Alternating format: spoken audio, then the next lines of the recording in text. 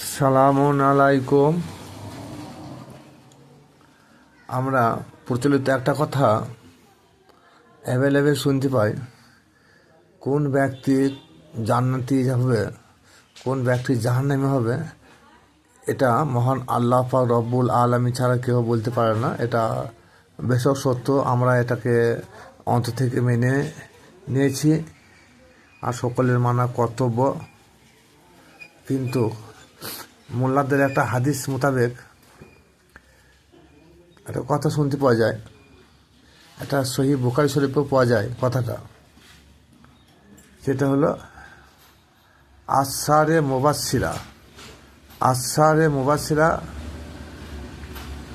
10 জন ব্যক্তিকে শুভ সংবাদ, যেটাকে বলা হয় জান্নাতি ব্যক্তি।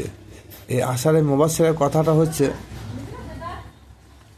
হুজুর পাক সাল্লাল্লাহু তাআলা আলাইহি সাল্লামের হাদিস থেকে ওটা বর্ণিত।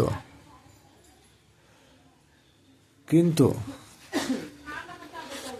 এই 10 জন সাহাবীর সঙ্গে আল্লাহ পাক রব্বুল আলামিনের কোনো সম্পর্ক নাই। সম্পর্ক তখনই হবে যদি কেউ নেক আমল করে থাকে,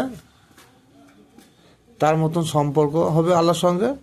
আর যদি কেউ বদ আমল করে থাকে, তার মতো সম্পর্ক আল্লাহর সঙ্গে থাকবে। এক কথায়, যদি পার্থিব জগতে যদি অত্যাধিক কেউ নেক কাজ করে থাকে, সে হবে জান্নাতি। আর যদি কেউ মন্দ কর্ম করে থাকে, পরকালে তার ঠাঁই হবে জাহান্নামে। এটা আল্লাহ পাক রব্বুল আলামিনের ওয়াদা। কিন্তু হাদিসে একটা কথাও শুনতে পাওয়া যায় না যে হায়াতের জিন্দেগিতে আল্লাহ রসুল পাক সাল্লাল্লাহু তাআলা আলাইহি সাল্লাম এই 10 জন সাহাবী ব্যতীত অন্য কাউকেও জান্নাতি বলে ঘোষণা করেছেন। এটা কিন্তু খুব বিরল ঘটনা। কিন্তু আমরা জানি বা শুনে আসছি, বা কিয়ামত পর্যন্ত ওই হাদিসটা আমাদের শুনতে হবে যে 10 জন সাহাবী, তার মধ্যে আবু বকর, উসমান, ওমর, আলী, আব্দুর রহমান, সাদ ইবনে আক্কাস, তালহা, জুবায়ের, জাররাহ আর সাইদ। এই 10 জন সাহাবী জান্নাতি। আল্লাহ রসুল এনাদেরকে হায়াতের জিন্দেগিতে সার্টিফিকেট দিয়েছেন। কিন্তু আল্লাহ নবী কি এটা জানতেন না যে যারা প্রকৃত আল্লাহর বন্ধু তারা বেশক জান্নাতে? কিন্তু যারা হাদিসের উপরে যারা আমল করে, কোরআনকে আমল করে না, তারাই এটাকে মেনে নেবে। তাদের জানা দরকার ছিল যে কোরআনের মান সম্মান হাদিসে থেকে অনেক ঊর্ধ্বে। আল্লাহ পাক রব্বুল আলামিন সূরা ইউনূস আয়াত নম্বর 62 এই আয়াতে বলেছেন, আল্লাহ ইন্না আউলিয়া আল্লাহি লা খাউফুন আলাইহিম ওয়া লা হুম ইয়াহজানুন, যে সাবধান, আমার ওলিদের কাছ থেকে তোমরা সাবধান হয়ে থেকো, এদের ভয় নাই, এহকালে ভয় নাই, পরকালে ভয় নাই। আমি আল্লাহ সেই শুভ সংবাদ তোমাদের জানিয়ে দিলাম। তাহলে যেখানে আল্লাহ পাক রব্বুল আলামিন তিনার বন্ধুদেরকে, ওলিদেরকে, পীর মাশায়েখদেরকে বন্ধু বলে আখ্যায়িত করেছেন এবং তাদের ভয় নাই বলেছে, এহকালে ভয় করে না তারা, পরকালেও তারা ভয় করে না। এদের কথাটা হুজুর পাক হাদিসে বর্ণনা করে গেল না, আর শুনতে পাওয়া যায় না।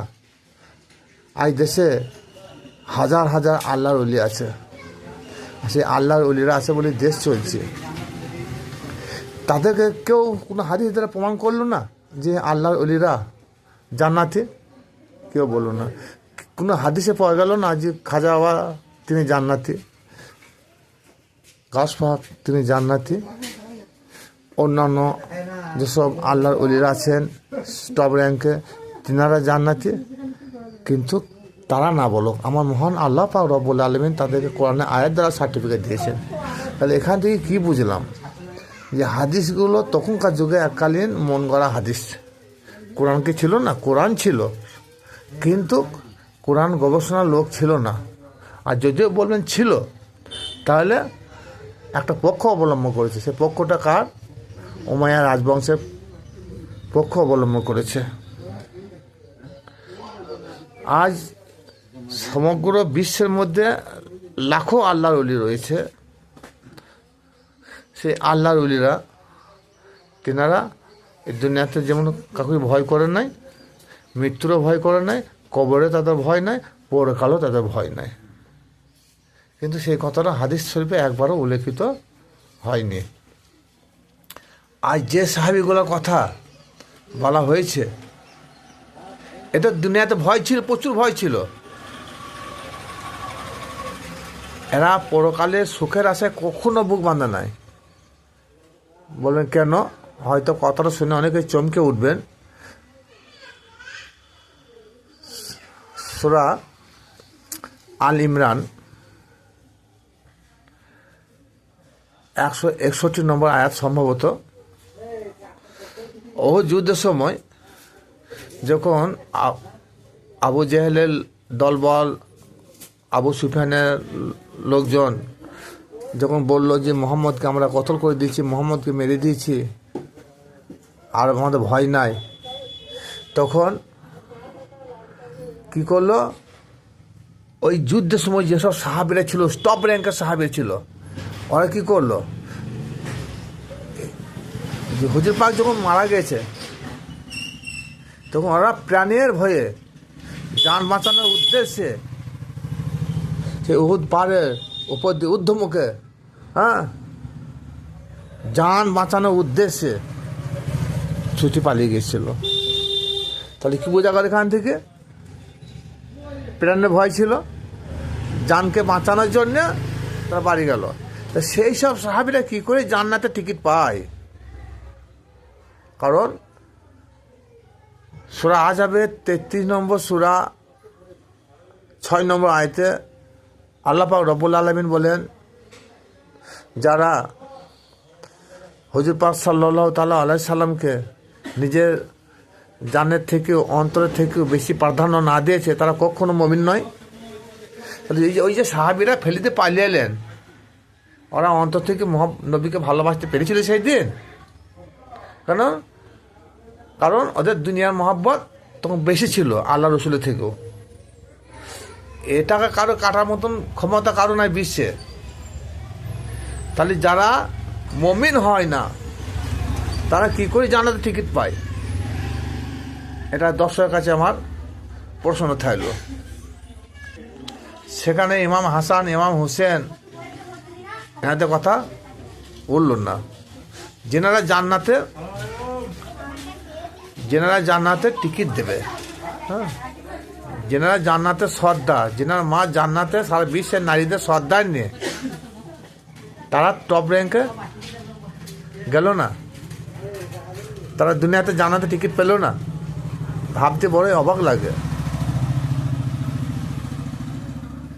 শুনে যদি ভালো লাগে ভিডিওটা শেয়ার করুন, লাইক করুন।